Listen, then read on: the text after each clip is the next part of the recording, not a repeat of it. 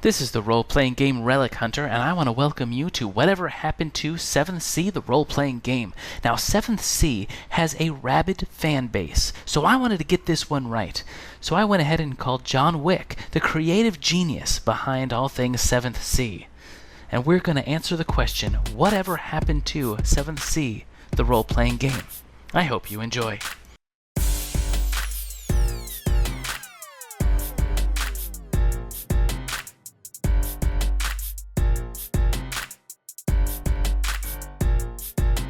We made a conscious effort to make it a cinematic game.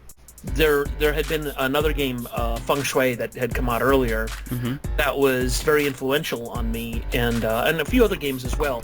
I was far less concerned about making an authentic tactical combat simulation, and much more interested in making something that felt like a swashbuckling film. When we first made the game, on my office wall, I had a big sign that said, "What would Errol Flynn do?" He would definitely have a 5 in panache, that's for sure. He would have a 5 in everything, Right. but except humility. He would have no points whatsoever. Right. And so that really informed a lot of the game. I mean, I see a lot of things that other games have acknowledged, being inspired by and sometimes outright stealing, which I don't have a problem with. That's okay. I mean, I stole outright from Pendragon when I made Legend of the Rings and told Greg Stafford, "Hey, Greg, great and mighty Greg Stafford, I'm totally stealing from you." And he went, "Steal!" Right. Make a good game. Make a good game. It was a sincere effort to make a game that was not only cinematic but heroic, specifically heroic, in that the characters are not called characters, they're called heroes, and if you perform villainous actions, you turn into an NPC and become a villain. Oh, okay. That's a really interesting twist there. So really, just overall, 7th Sea kind of has a unique philosophy just as it approaches the characters, which, as you mentioned, are called heroes. I think that's fantastic.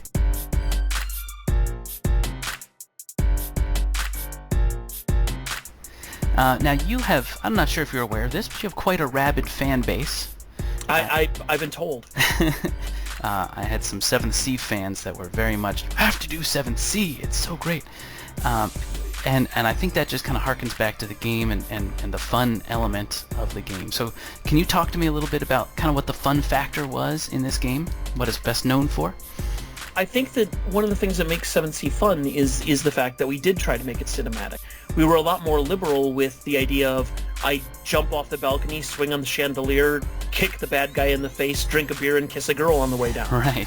It was like, can you do that in the game? Well, can Errol Flynn do that? Then right. Yes, yeah. Of course you can do that in the game. Yeah, roll some d10s, let's see. Yeah, that's right. And that was one of the fun elements of it, was that it not only said that you could do it, but encouraged you to do it and rewarded you for doing it. Largely, the game is also inspired by, by Errol Flynn's Robin Hood. It's inspired by Captain Blood. It's inspired by The Three Musketeers, all of Dumas' work. One of the things that I was very adamant on is if it doesn't fit in a Dumas novel, it doesn't belong in our game. A lot of role-playing games you spend being a first to 10th level nobody who's trying to scrape his way to becoming a hero, and we wanted to set the bar where you start as a hero with someone who's trying to blackmail the Queen of France, and it turns out to be Cardinal Richelieu himself. Right. It's like you are thrust right into international politics the first minute of the game. That's the level of that we wanted, because it was, at that time, there really weren't any games that did that. You start off as a nobody and claw your way to significance, as opposed to in our game, you start off the first minute, the Queen of France shows up and says, "I need your help." And that was, one of the things that, one of the goals we set for the game.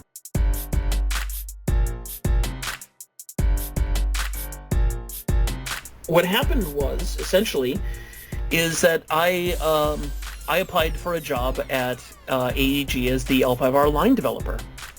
And because a friend of mine said, "Why don't you? It's not like you're not qualified."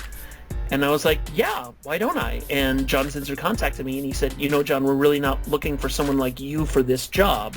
because this is more of a managerial job and not a creative job. He said, but we're really thinking about doing something with 7th Sea. And the conversation evolved and changed and all these other things, and essentially it really came down to me going, hey, you know, me and John going, why don't I buy this?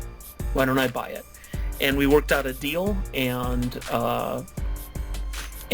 so I've acquired, you know, the rights to it. I essentially I own it now. Fantastic. So Yeah. I mean, the T's haven't been crossed and the I's haven't been dotted yet. We're still, you know, it's legal. Hey, it's on YouTube. It's true. Yeah, it's on YouTube. It's true.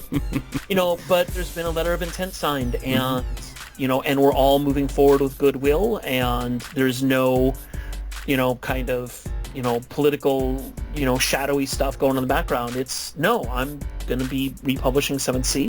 When people see the playtest document, and I've been showing it around to a couple people, the character sheet looks really, really similar. There's still brawn, there's still finesse, there's still panache, and there's still flesh wounds, and there's still dramatic wounds, but there's a couple new things on the character sheet, like stories, and there's a couple, and backgrounds are still on the sheet, but they mean something else now.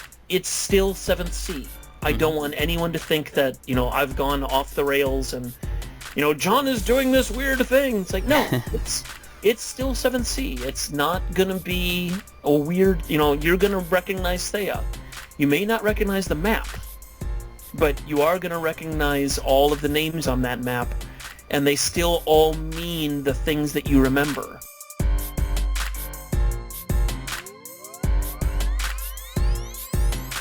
So, if you had to pick out one thing you think that your rabid fans are going to be most excited about seeing in the new update here, in the re-release, what would you say that most exciting thing would be? Oh boy, that's a tough question. Yeah. There's so many things. I think that one of the things that I'm very excited about that I hinted at in the video is that we are adding at least one new country, one new nation to Thea. And that is going to be, for lack of a better term, if you want to know what that nation is going to look like, you should look up the Poland-Lithuanian Commonwealth. But I think there's something even more interesting, and that is when we launch the game, the very first supplement for the game is called The New World. And I think that is going to get 7th Sea fans really excited. Yeah, absolutely. Okay. Yeah, I'm excited about that. That sounds pretty great. Okay, fantastic. Thank you for watching Whatever Happened to 7th Sea, a revised edition by John Wick himself. How great is that? You can follow John from John Wick Presents on Twitter @WickedThought. And you can follow me while you're at it @RPG Relic Hunter. Check out sailthe7thsea.com for news on 7th Sea, including the Kickstarter for the new edition, which is going to be coming in January. That's right, you heard it here first, January for the Kickstarter. If you'd like to subscribe to my channel for more content, go ahead and click Errol Flynn's sultry eyes. Who could resist that? Come on. So until next time, my fellow hunters, play like the dice are trying to kill you, because they are.